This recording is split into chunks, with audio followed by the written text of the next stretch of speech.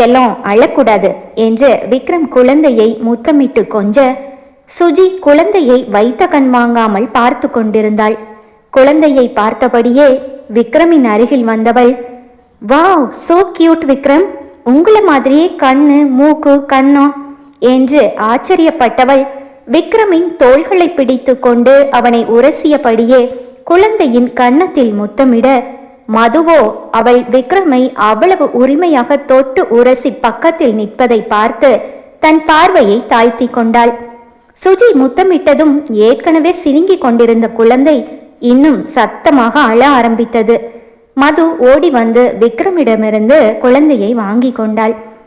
வெளியில போயிட்டு வந்தா கை கழுவிட்டு குளிச்சுட்டு தான் குழந்தைய தொடணும் என்று சுஜியை பார்க்காமல் அவள் விக்ரமை பார்த்து சொல்லிவிட்டு குழந்தையை எடுத்து கொண்டு சென்றுவிட, ஏன் குழந்தைய நான் தொடக்கூடாதுன்னு நீ சொல்றியா? பட்டாவை தலைக்கு முக்காடு போட்டு முகத்திற்கு மாஸ்க் அணிந்து 2 பெண்கள் நின்றிருக்க அவர்களை சுற்றி ஒரு சிறிய கூட்டம்.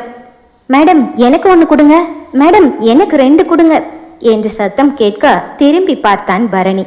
ஒவ்வொரு டிக்கெட்டிற்கும் 1000 ரூபாய் அதிகம் வைத்து ரம்யா பேரம் பேசிக் கொண்டிருக்க அவளுடைய அசாத்திய திறமையை பார்த்து பிரியா தன் கண்களை விரித்து அவள் பக்கத்தில் நின்று வியந்து பார்த்து கொண்டிருந்தாள்.